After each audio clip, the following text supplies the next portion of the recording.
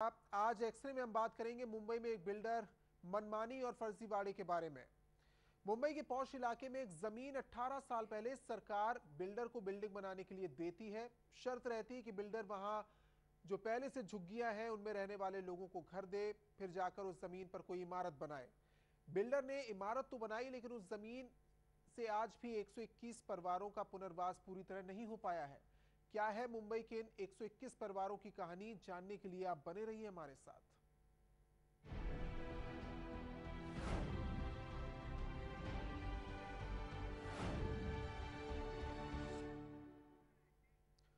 आज खबर मुंबई से, जहां पौष इलाके में एक बिल्डर की मनमानी करने का मामला सामने आया है। सिर्फ कुछ रुपयों के लिए यहां झोपड़पट्टी में रहने वाले गरीबों को हटाया गया, लेकिन पिछले 18 सालों से आज भी 121 परिवार कैंप में रहने के लिए मजबूर हैं।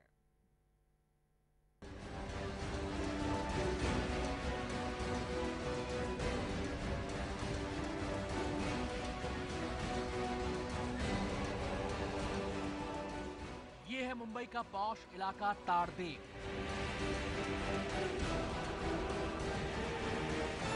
मुंबई के पहले गगनचुंबी ट्विंस टावर के कारण पूरी दुनिया में इसकी खास अहमियत है।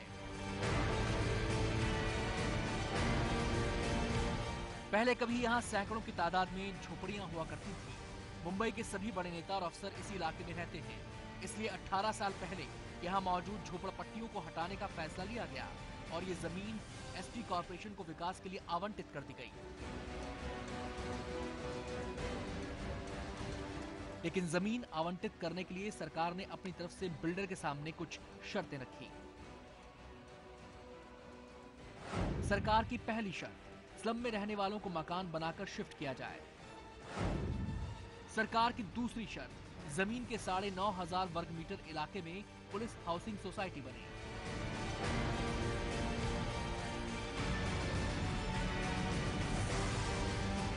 करीब 18 साल पहले जमीन में निर्माण का काम शुरू हुआ और झोपड़पट्टियों की जगह अब यहां आसमान से बात करती 62 मंजिला ट्विंस टावर बना दिए गए।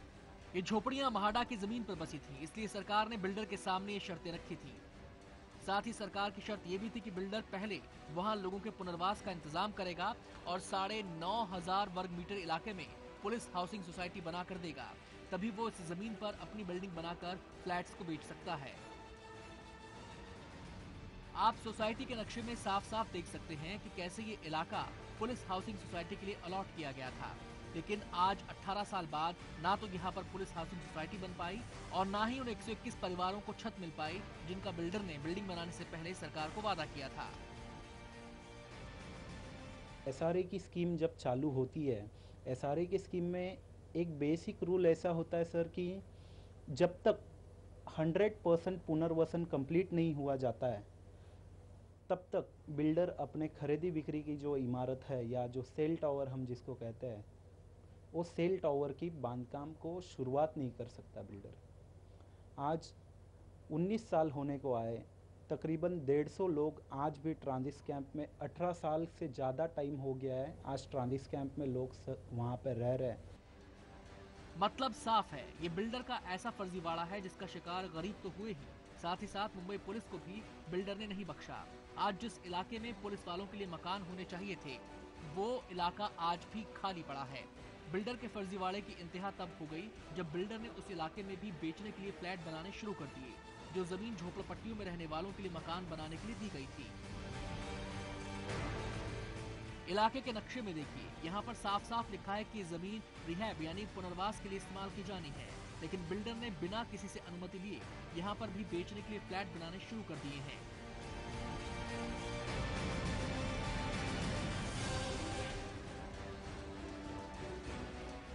ऐसे में सवाल उठता है कि महाराष्ट्र की सरकार और मुंबई पुलिस अब बिल्डर के खिलाफ किस तरह की कार्रवाई करेगी। Hitendra Pawar, live India, Mumbai.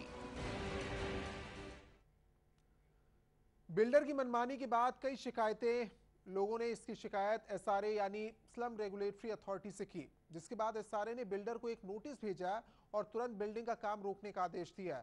लेकिन सवाल यह कि आखिर बिल्डर ने काम शुरू ही कैसे किया? क्या सरकार में बैठे किसी रसूखदार शख्स ने बिल्डर का कोई भला किया या बिल्डर का उससे कोई संबंध है?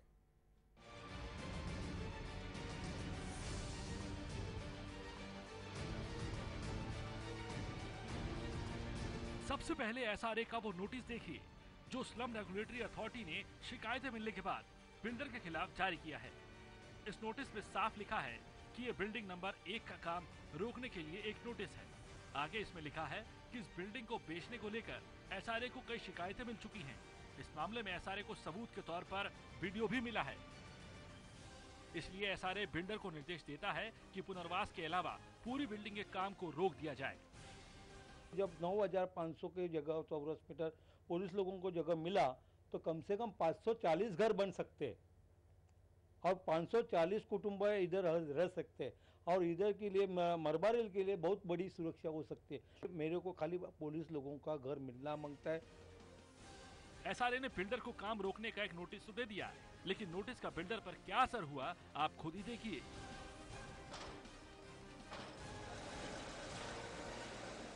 दक्षिण मुंबई के इस तारदेव इलाके में ट्विंस टावर बनाकर उसे बेचने के बाद फिर नए टावर का बगैर इजाजत लिए तीसरे टावर का काम शुरू कर दिया गया है।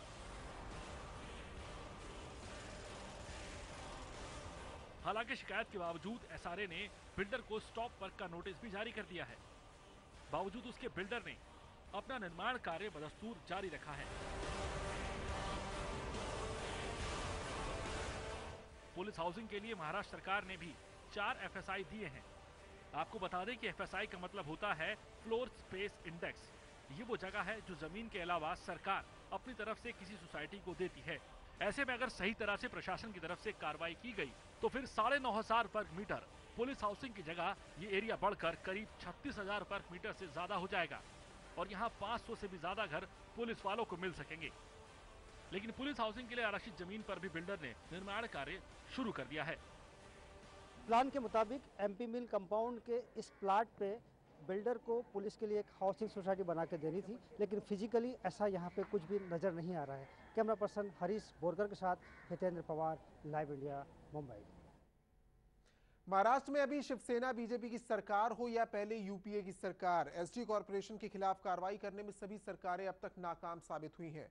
लेकिन उसी इलाके में रहने वाले दीपक मिस्त्री इकलौते ऐसे शख्स हैं जो बिल्डर की नाइंसाफी के खिलाफ 18 सालों से लड़ रहे हैं। सरकारी रवैये से हताश हो चुके दीपक मिस्त्री अब पुलिस वालों और झोपड़पट्टी वालों की खातिर सड़कों पर उतरने और एफआईआर दर्ज करने के मूड में हैं। उनसे बातचीत की लाइव इंडिया संवाददाता हितेंद्र पवार ने। पुलिस वालों को इंसाफ दिलाने में अब तक की तमाम सरकारें नाकाम साबित हुई है। हमारे साथ इस वक्त दीपक मिस्त्री हैं जो ऐसे शख्स हैं जो पिछले 18 सालों से पुलिस के अधिकारियों की लड़ाई लड़ रहे हैं। आइए उससे बात करते हैं। दीपक जी, ये बताइए, सरकार तो अपना काम कर रही है, पुलिस को हक दिलाने के लिए कोशिश कर रही है, लेकिन कोशिश जो है उतनी पुख्ता नज़र नहीं आ रही है। आप क्या कर रहे हैं इस बारे में? मैं तो इतना कर रहा है कि आज आप बोल रहे हैं सब सरकार तो सभी का आती ही जाती है, आती ही जाती है, लेकिन आज तक पुलिस लोगों के लिए कोई भी आज आगे आया नहीं है। क्योंकि आज इतना साल से तारदेव एरिया में पुलिस क्वार्टर्स हो गया, क्वार्टर्स के लिए जगह हो, पुलिस लोगों के रिजर्व प्लॉट था, आज रिजर्व प्लॉट दिखता ही नहीं है। क्योंकि उधर एक बड़ा बिल्डिंग बन रहे, टावर बन रहे, डेवलपमेंट हो रहे एसआरए का स्कीम से, लेकिन आज जो पुलिस लोगों का जगह पे हट बन गई है, झोपड़ेपट्टी बन गई, और उन लोग का ऐसा नियम से हिसाब से किया रहा कि पहला पुलिस लोगों के लिए घर की जगह खाली करके देके उन लोग को घर बांध देने का था। आज तक किसी ने दिया नहीं है। आज उधर का जो बिल्डर आया है उधर काम कर रहे हैं और पुलिस लोग भी उधर, पुलिस लोग प्रोटेक्शन वाले जितना लोग है वो तो कोई देखता नहीं। आज उनका हक का जगह भी उधर से गई है।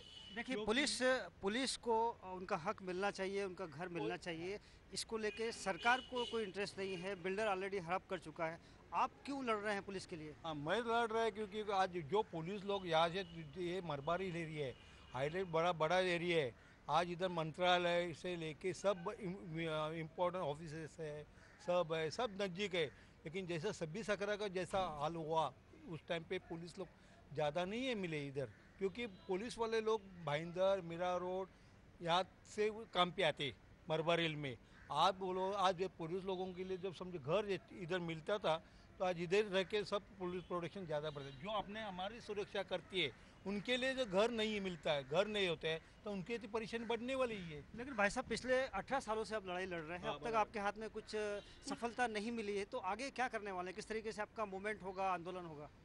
उसके आगे मैं तो इन लोग के लिए FIR तो डालने वाला ही है, मैं खुद डालूंगा। सरकार तो देखती ही नहीं है, सरकार खाली अपना अपना सीट पे बैठे बस मजा कर रहे हैं। लेकिन मेरे को मेरा हक से डालना, हक बोलेगा तो मैं FIR डाल के समझो आगे जो करना है वो मैं करने वाला ही है। क्या आप कोर्ट का रास्ता भी अख्तियार करने वाले हैं? यही बात, कोर्ट का रास्ता है, मैं अपील तो करने वाला ही है कि पुलिस लोगों के लिए आज इतनी जगह, उनके 9,500 स्क्वायर चौरस मीटर जगह दिखती नहीं है मेरे को। और दूसरी बात बोलेगा तो आज उनको जो जगह देना मांगता था खाली ग्राउंड, आज मजदूर खाते में एप्लीकेशन जब भी डाला मैंने तो 91 चौरस में स्क्वायर मीटर दिखाई दिया, 400 किधर गया? यानी पुलिस लोगों का गवर्नमेंट की जगह इसमें किसका साजिश है कि हाथ मिला पाए? कौन कर रहे? ये तो मालूम होना मांगता है। इसके लिए तो मैं कोर्ट में भी जाऊंगा। लड़ाई पुलिस लोगों के लिए, पुलिस का हक मिलना मांगता है, यही मेरे। और दूसरी बात, भले हक लड़ता है तभी मेरे पीछे इतना कोई नहीं है, मैं मेरा ही सबसे काम कर रहे, मेरे को प्रोटेक्शन नहीं, कुछ नहीं। आज इतना बड़ा इशू है मेरा, वो तो उसका पुलिस लोगों की करता है। आज 4 पुलिस स्टेशन मेरे पास एरिया में है और चारों पुलिस स्टेशन के लोग बाहर से काम पे आते हैं, तो इधर तो होना मांगते हैं जगह है। इधर 9,500 में कम से कम मेरा 540 घर बन सकता है। ये क्यों नहीं देखते सरकार? कोई भी सरकार आने दो, कोई आज तक क्यों नहीं देखा? 18 साल हो गया, 18-20। राम ने तो 14 साल में वनवास से आया, लेकिन ये तो 18 साल हुआ, राम से भी ज़्यादा बेहतर हो गए। अभी इसमें क्या करेगा? हम जो करना है हम खुद करने वाला ही है। सरकार भले ही पुलिस वालों के हक की लड़ाई लड़ने में अब तक नाकाम साबित हुई है, लेकिन दीपक मिस्त्री को भरोसा है कि वे पुलिस वालों के लिए हक की लड़ाई लड़ेंगे और न केवल लड़ेंगे बल्कि जीतेंगे भी। कैमरा पर्सन अजय के साथ हितेंद्र पवार, लाइव इंडिया, मुंबई। और एक्सरे लाइव में फिलहाल रुकेंगे यहाँ पर एक छोटे से ब्रेक के लिए, बहुत जल्द लौटते हैं। आप देखते रहिए लाइव इंडिया।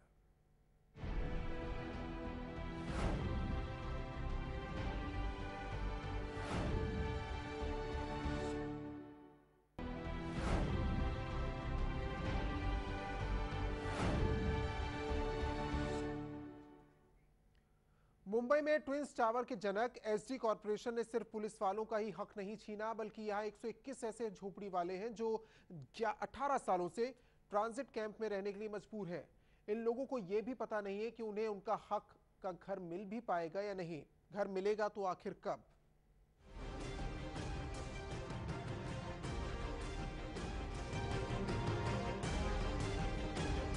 मुंबई के इस इलाके में 121 झोपड़पट्टी वालों को घर बनाकर दिए जाने थे, लेकिन अब भी गरीबों को उनके घर नहीं मिल पाए हैं, बल्कि बिल्डर अपने टावर बनाने में जुटा हुआ है। अभी तक 121 लोग ट्रांजिट कैंप में रह रहे, उनको जगह रहने के लिए दी नहीं है। कुछ काम नहीं हो रहा है, वो खुद का टावर का ही काम कर रहा है। ऐसे नहीं, 3 बार स्टॉप नोटिस दिया है, उसके बावजूद भी वो काम चल रहा है वहाँ पे। तो अब हम किसके पास जाएं? मुंबई जैसे महानगर में अपने घरों से बेदखल किए गए 121 परिवार पिछले 18 सालों से ट्रांजिट कैंपों में रहने को मजबूर हैं। यहाँ हालात इतने खराब हैं कि बारिश होते ही गटर का पानी घरों के अंदर भर जाता है। बारिश के दिनों में तो यहाँ रहने वालों का जीना मुश्किल हो जाता है। पता नहीं है बिल्डरों का क्या आपस में घोटाला चल रहा है, कभी अपना टावर के बारे में सोच रहा है, यहाँ पे स्थानिक लोगों के बारे में कुछ सोच नहीं रहा है। अभी देखो स्थानिक लोगों के ये बिल्डिंग को 17 साल में वापस रिपेयरिंग करके दे रहा है, ये जाली बिली लगा के शिफ्टिंग यहाँ से वहाँ इधर शिफ्ट कर रहा है वो, और कुछ नहीं कर रहा है। हम लोग सिर्फ लड्डू पे लड्डू देते आ रहे हैं और कुछ नहीं है। अपने मासूम बच्चों के साथ पिछले 14 सालों से ये महिला अपने घर की आस में जैसे तैसे गुजर बसर कर रही है। इलाके में रहने वाले लोगों के मुताबिक यहाँ गर्मियों के दिनों में बिजली की इतनी भारी कटौती होती है कि जीना मुहाल हो जाता है। लाइट है न पंखा है न कुछ नहीं, गटर संदास सब में इसमें। अपने घरों के लिए जारी 121 परिवारों को इंसाफ कब तक मिल पाएगा? इंसाफ मिलेगा भी या नहीं, कोई नहीं जानता। मुंबई में पुलिस का मसला हो या झोपड़पट्टी का, इसमें कोई भी राजनीतिक दल राजनीति करने से बाज नहीं आता। फिर चाहे वो रूलिंग पार्टी हो या फिर अपोजिशन का मामला, सवाल सब उठाते हैं, लेकिन इंसाफ किसी को अब तक नहीं मिल पाया है। यही हाल कुछ मुंबई के तारदेव इलाके में जारी है। मुंबई में बीजेपी के कद्दावर एमएलए तारदेव के जिस ट्विंस टावर से नाइंसाफी की खबरें आ रही हैं, वो इन्हीं की विधानसभा क्षेत्र में पड़ता है। ये भी पुलिस वालों और 121 परिवारों के इंसाफ के लिए विधानसभा में आवाज उठा चुके हैं, लेकिन नतीजा अभी तक सामने नहीं आया है। कुल मिलाकर ऐसे 2-2.25 लाख स्क्वायर फीट जो कि पुलिस हाउसिंग के घर थे, जो कि आज की कॉस्ट से गिने तो करीबन 250 करोड़ से ज़्यादा की वैल्यू होती है, वो पुलिस को नहीं मिले हैं और वो बिल्डर के ताबे में चले गए हैं। मैंने उसके बारे में सवाल उठाया था और सरकार ने बहुत पॉजिटिव जवाब दिया था। सरकार ने कहा था कि हम इसके बारे में एसीबी में कंप्लेंट करेंगे, और बीच में मैंने एक समाचार में पढ़ा था कि एंटी करप्शन ब्यूरो में ऑलरेडी पुलिस हाउसिंग ने कंप्लेंट की है। तो मुझे विश्वास है कि न्याय होगा, लोगों को न्याय मिलेगा और पुलिस हाउसिंग की ज़मीन पुलिस को वापस मिलेगी। मामला उठने के बाद सरकार ने बकायदा एंटी करप्शन ब्यूरो से जांच का फरमान भी जारी कर दिया, लेकिन अभी तक कुछ नहीं हो पाया, जिससे विपक्ष को बैठे बिठाए मुद्दा मिल गया है। ऐसा है कि कुछ गलतियां पहले भी हुई, अभी भी हो रही है, लेकिन सरकार में बैठे हुए लोगों की आज के ये मानसिक, क्योंकि हाउस में कहा गया था इस मामले के खास करके कि एंटी करप्शन की इंक्वायरी होगी, और मेरी मालूमात के मुताबिक एंटी करप्शन में ये आज तक लेटर ही पहुंचा नहीं है। तो आपको मानसिकता ध्यान में आती है कि कौन खेल खेल रहा है, ये बताने की जरूरत नहीं है। रसूखदार लोगों से आम जनता और आम पुलिस वाले लड़ रहे हैं। देखना दिलचस्प होगा कि आम लोगों की खास लड़ाई को अपना मुकाम हासिल हो पाता है या नहीं। Hiten Pawar, live India, Mumbai. तो झोपड़पट्टी में रहने वाले लोगों का 18 साल लंबा इंतजार अब भी जारी है। वक्त एक ब्रेक का है।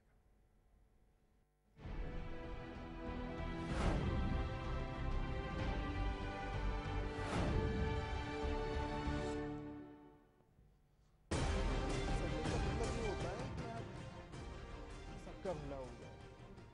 नमक टावर से करीब जिस जगह पर टावर बनाने का काम शुरू हुआ, वहां के ताजा हालात का जायजा लिया लाइव इंडिया संवाददाता हितेंद्र पवार ने। मुंबई में एसडी कॉर्पोरेशन की नई धांधली का ताजा खुलासा हुआ है। हम जिस जगह पे खड़े हैं, यहाँ पे बिल्डर एक नई इमारत, एक नया टावर खड़े करने की फिराक में है। ये इलाका ग्रीन बेल्ट में आता है। कायदे से ये इस इलाके को गार्डन के लिए रिजर्व रखा गया था, लेकिन इस जगह पे देखिए किस तरीके से पहाड़ों को खोदा जा रहा है। खोद के टावर बनाने के लिए नींव डालने का काम शुरू हो गया है। पहाड़ के ऊपर कुछ हरे भरे झाड़ है जो शायद आपको कुछ महीनों बाद नज़र नहीं आएंगे। यहाँ पे नज़र आएगी एक आलीशान बिल्डिंग। इसके ठीक बाजू में श्री विठल रुक्मणी मंदिर है। ये 50 साल पुराना ऐतिहासिक मंदिर है। इसको शिफ्ट किया जाएगा। वो पहाड़ के दूसरे इलाके पे बिल्डर ने एक नया मंदिर जो पहाड़ पे खोद के बना दिया है। तो इससे लगता है कि बिल्डर के क्या इरादे हैं, किस तरीके से वो अपने पूरे प्लान को अंजाम देने वाला है। कैमरा पर्सन अजय शिवसागर के साथ हितेंद्र पवार, लाइव इंडिया। और कोई भी बिल्डर इस तरह की मनमानी नहीं कर सकता अगर उसे खाकी और खादी का संरक्षण ना मिला हो। जरूरत है उचित कार्रवाई करने की। एक्सरे लाइव में आज के लिए फिलहाल इतना ही।